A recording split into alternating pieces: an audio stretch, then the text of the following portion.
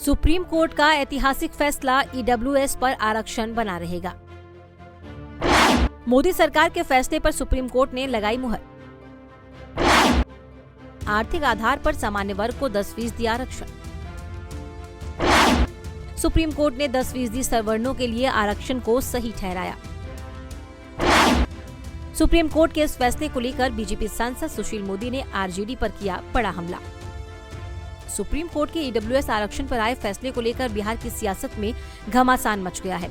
Supreme court ने मोदी सरकार के सवर्ण जाति के गरीब लोगों के लिए 10% आरक्षण देने पर मुहर लगाई। इस फैसले पर बीजेपी सांसद और पूर्व डिप्टी सीएम सांसद सुशील मोदी ने खुशी जताते हुए कोर्ट का आभार जताया। वहीं बिहार के आरजेडी पार्टी पर सुशील मोदी ने कड़ा हमला भी बोला है। सुशील मोदी ने कहा कि ईडब्ल्यूएस के 10% आरक्षण को आरजेडी ने लोकसभा और राज्यसभा में इसका विरोध किया था। आरजेडी अब किस मुंह से सवर्ण समाज के लोगों से वोट मांगेगी। ईडब्ल्यूएस यानी कि इकोनॉमिकली वीकर सेक्शन अनारक्षित श्रेणी में उन लोगों को संदर्भित करता है जिनकी वार्षिक आय 8 लाख रुपए से कम है, भले ही वो एससी, एसटी और ओबीसी जातीय श्रेणियों से संबंधित न हो। मोदी सरकार ने संविधान में 103वें संशोधन के जरिए 2019 में संसद से ईडब्ल्यूएस आरक्षण को लेकर कानून पारित किया था, जिसे लेकर कई दलों ने संसद में इसका विरोध किया था। भारत के संविधान के तहत अनुसूचित जातियों, अनुसूचित जनजातियों और अन्य पिछड़ा वर्गों को शिक्षा संस्थानों और सरकारी नौकरियों में 50% आरक्षण प्राप्त है, जबकि 2019 में केंद्र सरकार ने आर्थिक रूप से कमजोर वर्ग के लोगों के लिए 10% आरक्षण देने का फैसला लिया था। अब सरकार के इसी फैसले पर सुप्रीम कोर्ट ने अपनी मुहर लगा दी। सुशील मोदी ने कहा कि नरेंद्र मोदी की सरकार ने संविधान में संशोधन कर उच्च जाति के गरीब लोगों को आरक्षण देने का काम किया है। सुप्रीम कोर्ट ने ये बात भी कही कि आरक्षण की सीमा 50% से आगे भी बढ़ाया जा सकता है। 2019 में नरेंद्र मोदी के ऊंची जाति के गरीब लोगों को 10% आरक्षण दिया था। सुप्रीम कोर्ट में इस कानून को चुनौती दी गई थी। आज सुप्रीम कोर्ट में इस फैसले पर सहमति मिल गई है। संविधान की धारा 15 और 16 के अलावा एक नई धारा 6 दर्ज किया गया है, जिसमें ऊंची जाति के गरीब लोगों को आरक्षण देने का नियम है। आरजेडी ने इसका विरोध लोकसभा और राज्यसभा में किया था। इस कानून को लेकर जब मतदान हुआ था तो राजद के नेताओं ने इसके वोटिंग में विरोध किया था। वहीं आम आदमी पार्टी ने भी इसके वोटिंग में हिस्सा नहीं लिया था।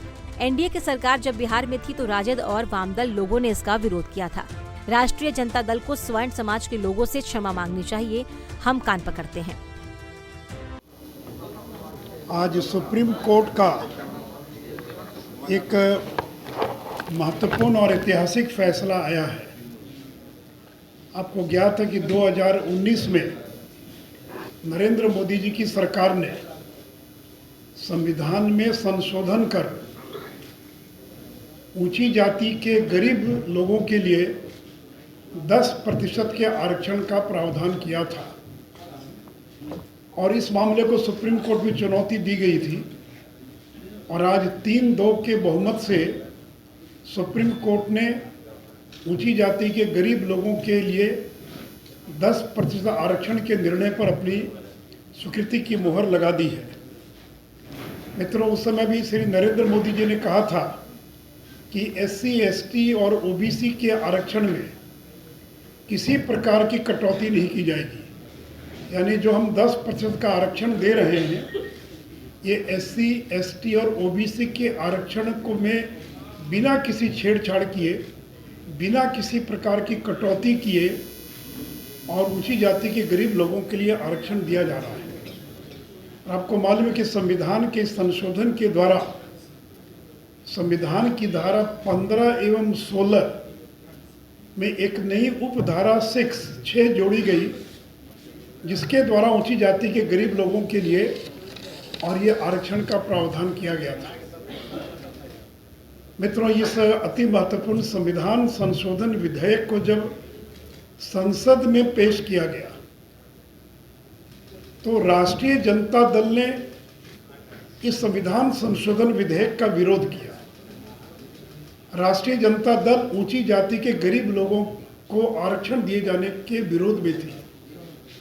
राज्यसभा में श्री मनोज झा और लोकसभा में श्री जयप्रकाश यादव, इन लोगों ने इस बिल के विरोध में, इस आरक्षण के विरोध में भाषण दिया और केवल राष्ट्रीय जनता दल ने ऊंची जाति के गरीब लोगों के 10% आरक्षण का विरोध ही नहीं किया, बल्कि विपक्ष में मतदान किया।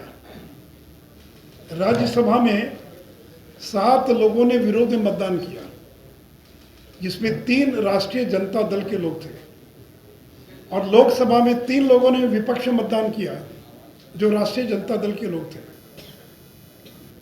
तो जिस संविधान संशोधन विधेयक का लगभग देश के सभी राजनीतिक दलों ने मन महसूस करी क्यों न हो, उन लोगों ने समर्थन किया, वही राष्ट्रीय जनता दल ने ऊंची जाति के गरीब लोगों के आरक्षण का केवल विरोध ही नहीं किया, बल्कि विरोध में मतदान करने का काम किया। Chief justice of India UU Lalit की अगुवाई में 5 सदस्यीय पीठ ने इस फैसले पर अपनी मुहर लगाई। हालांकि सीजेआई यूयू ललित और जस्टिस रविंद्र भट्ट ईडब्ल्यूएस कोटा जारी रखने के फैसले पर असहमत थे, जबकि बाकी के 3 जज जस्टिस बेला त्रिवेदी, जस्टिस दिनेश महेश्वरी और जस्टिस जेबी पारदीवाला ने ईडब्ल्यूएस को सही ठहराया। सीजेआई यूयू ललित का मानना है कि ईडब्ल्यूएस आरक्षण को तो अनुमति दी गई है, पर SC, ST और OBC वर्ग को बाहर रखना अन्याय बढ़ाएगा। पंजाब केसरी टीवी के लिए पटना से संजीव कुमार की रिपोर्ट।